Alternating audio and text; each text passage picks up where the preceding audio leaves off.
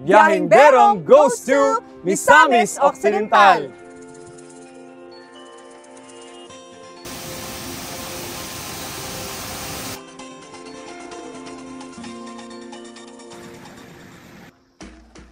Maayong adlaw. Mapya kapipita. Maayad ha aldaw. Magandang araw. Gampya gandaw. Good day, BFP Region 10!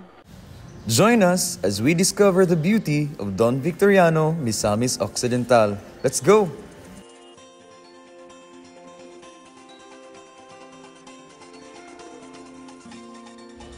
We are pleased to meet the supportive Municipal Mayor of Don Victoriano Misamis Occidental, Honorable Bertoldo J. Moralion Jr.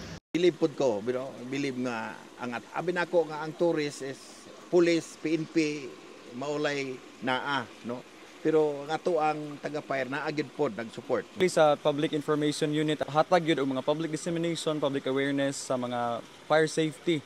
So mga advices sa ato ang mga sa community na para mapalig-on pa gyud nato ang atong pag-prevent sa mga destructive fires. Na nga to ang BFP diri sa atong lungsod, kung dili usapod nagproteksyon sa ato ang mga kakahuyan, no, kalasangan kay sa Misamis Occidental ang Don Victoriano mo ay Misamis Capital sa Misamis Occidental. With the promising vision nga imong nakita diri sa Don Victoriano, supportive acts and collaboration sa LGU ug sa Bureau of Fire Protection, ana natay ambulance, fire trucks, and of course I heard na anay donated lot mayor with for the Bureau of Fire Protection. Ana magyud tanan lot donation ana tong fire truck, no, basin next year siguro ang ato ang fire station mahimo na, no, kay usab na gyud paningkamutan gid karon bisan si gobernador atong miagi, no, si RD Radio, no, kay istoryahan mi atong semana na kung mahimo gyud next kuan ang Dunbic mabutang gid nato og fire station. That would really be great. So thank you very much, Mayor, for this time allotted to the Public Information Unit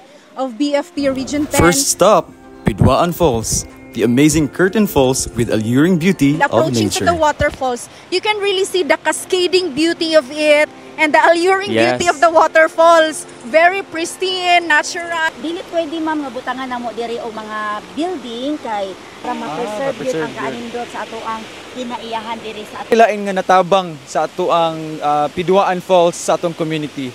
Ang pag-inom sa presko nga Ay, tubig. wow. Ay ang tubig na to diri is wala siya nakaproseso. Amazing, wala nagagikan sa ibabaw sa bungtod kundi nagawa siya sa mga bato-bato. Thank you, Ma'am Miriam and Sir Wilson from Don Vic Tourism Office. Sa misnon, magpuyong, malinawon, malambuon, og malipayon. Mabuhay! Next stop would be Lake Duminagat, the hidden treasure of Mount Malindang.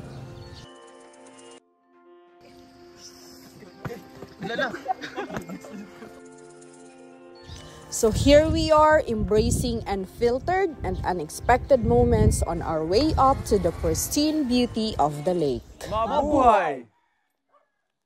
Gampya gandaw! Welcome to Mount Malindang, Lake Duminagat, Don Victoriano, Misamis Occidental.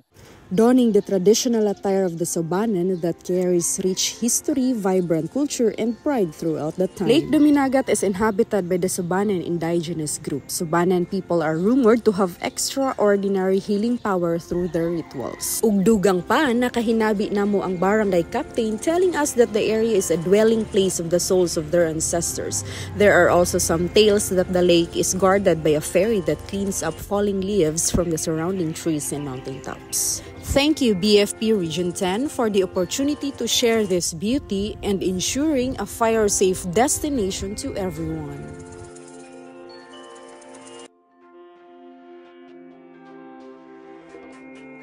We're here at the Pines Strawberry Farm. There is a Don Victoriano Misamis Occidental. So we are trying out their famous strawberry shake. Yes. And this is very refreshing after you go a long day of adventure.